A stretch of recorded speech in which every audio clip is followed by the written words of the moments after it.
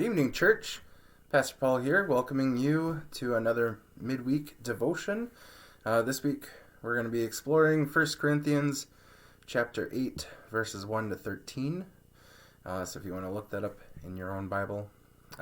As always, if you have any prayer concerns, please feel free to share those in the comments below or on our Facebook page, privately with me, whatever you feel comfortable with. From Monday, we did have a couple prayer requests, prayers of thanksgiving for Julie, who is finally off the ventilator and is slowly improving.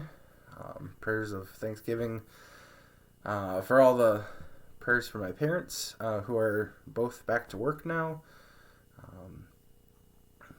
Prayers for the family of Diane Winkler on her passing, and prayers for Pastor Dennis's brother Gary and his family as he deals with declining health issues.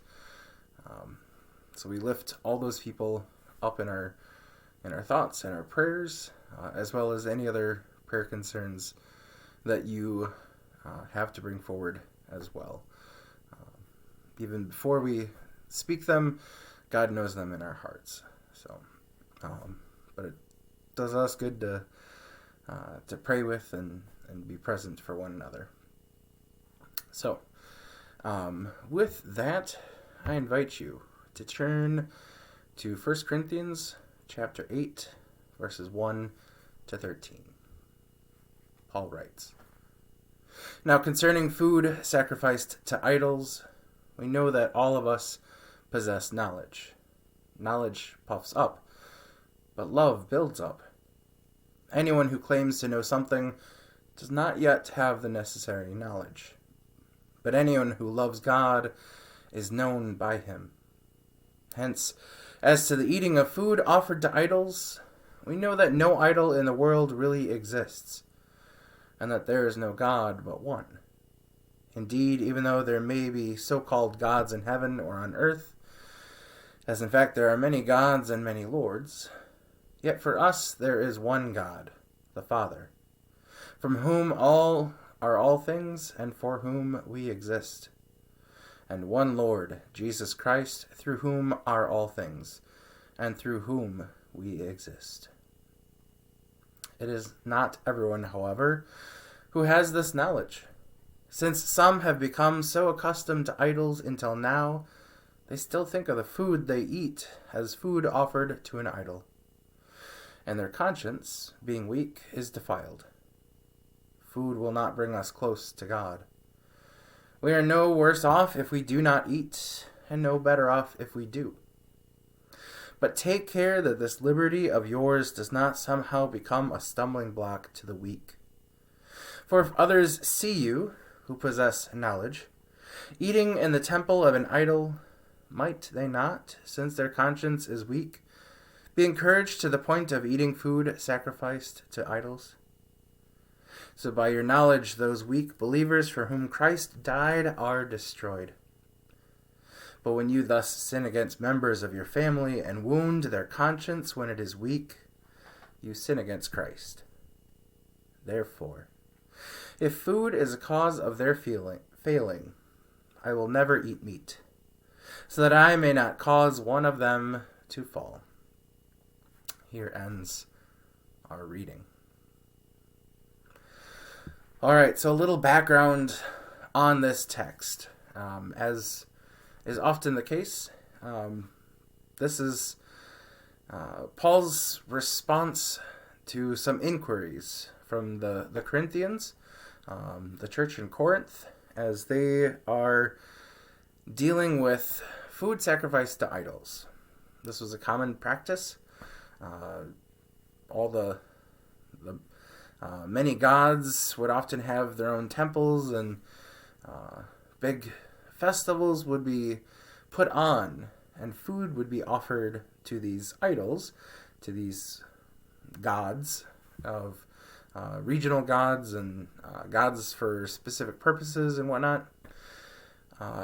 And they would use all that food that was offered to these gods then for a party.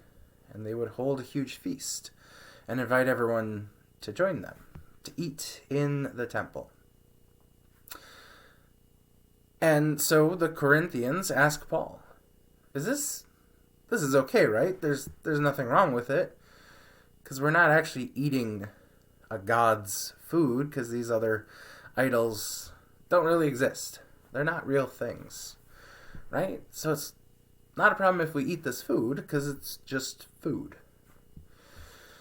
Now there's more to that, in that near the end, Paul specifically mentions meat. Verse 13. Therefore, if food is a cause of their failing, I will never eat meat, so that I may not cause one of them to fail. This is important. Most people in that time, unless they were wealthy, rarely ever got meat as part of their daily diet. Whereas these festivals put on with food sacrificed to idols often had meat as part of that meal. And this was an opportunity to be able to experience foods that they normally wouldn't be able to interact with, that they normally couldn't afford. Also meant foods that could sustain them a lot longer than their own food that they could afford to buy. So oftentimes it meant having a reprieve on having to buy groceries. We see that on our big festival days, Christmas, Thanksgiving, New Year's. For many people, a lot of these celebrations, even Easter. I mean, my goodness, think of all the deviled eggs and hams and whatnot that we celebrate with on those special occasions.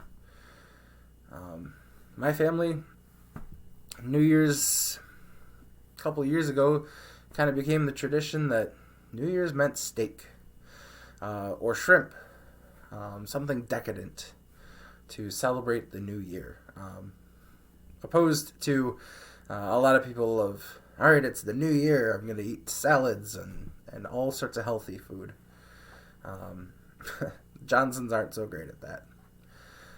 But all of this comes down to the Corinthians. There's this access to this food that they usually wouldn't have access to.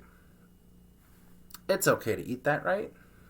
And Paul goes, but theologically, yeah, there's nothing wrong with it. You know, that this is food sacrificed to a false idol. So you're right, there's nothing wrong with eating this food.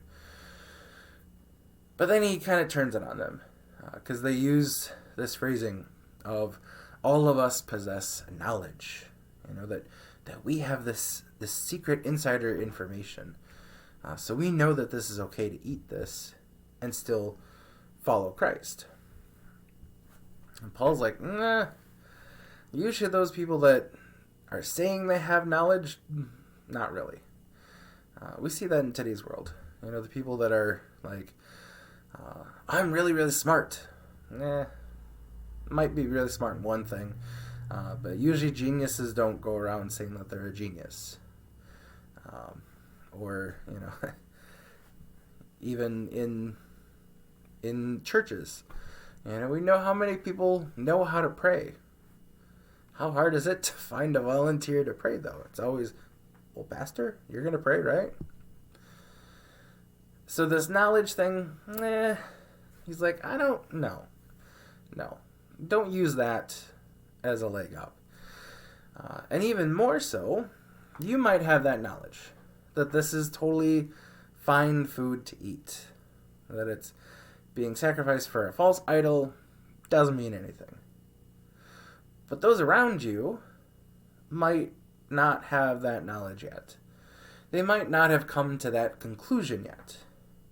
So if they see you, a proud follower of Christ, eating food sacrificed to idols in their temples, that might make them question what it means for them to be a Christian. Do I have to follow Christ, but then also believe in the local deities, the local gods of the harvest, the gods of sunshine and rainfall and life and death and fertility? And do I have to follow all of that as well? Paul's saying, yeah, you know better, but those around you might not. And if it causes those around you to be harmed by this, isn't it better to not do that? Right? Isn't that safer for all of us? Not for your personal sake, but for the sake of your neighbors. That's what Paul's doing. He's saying, yeah, you want to justify your own actions. I get it. But think of how those actions impact those around you. How does that come across? And we have the same thing in today's world. One really great example that I can think of is a story I heard from a hospital.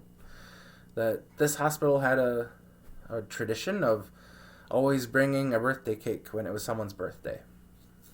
And there was a doctor there that always hated to tell people that it was his birthday. And one of the nurses finally asked him, well, why do you get so upset when people celebrate your birthday? He said, because they're not really celebrating me. They're celebrating the opportunity to have cake. And his birthday happened to fall on a holiday where he had to fast all day.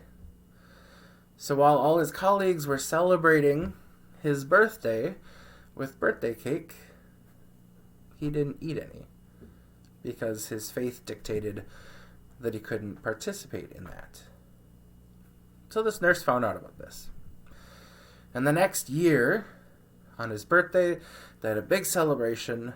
They had beverages that he could participate in, and they had a care package for him to take home when his fast for the day was over, that he could enjoy and celebrate with his family. It wasn't as big of a celebration, but it meant more to him because it wasn't causing him harm. It was lifting him up. And that's what we need to think of in our own lives. Now, you may not ever interact with people who have those restrictions. And yet you may. For 2 years, I was a vegetarian, and I was kind of surprised by my family, and that I went home specifically for Thanksgiving, and everyone loved turkey and all the fixings. Well, that year that I was able to go home, we had vegetarian lasagna and vegetarian stuffing made with vegetable broth instead of chicken broth or turkey broth.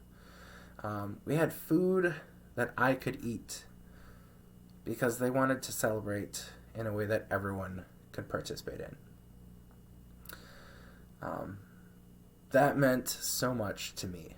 It made Thanksgiving actually filled with thanks then. And that's, if you know my family, you know that that's what they love to do. They want to make people feel welcome and thankful. And I felt the same thing here in this community. And I know that if anyone brought forth any of those things of, hey, I can't really eat sweets, or I can't eat dairy, I can't have sugar, whatever it is. I have no doubt this community would rally together and find a way of putting on an amazing feast that didn't have those items.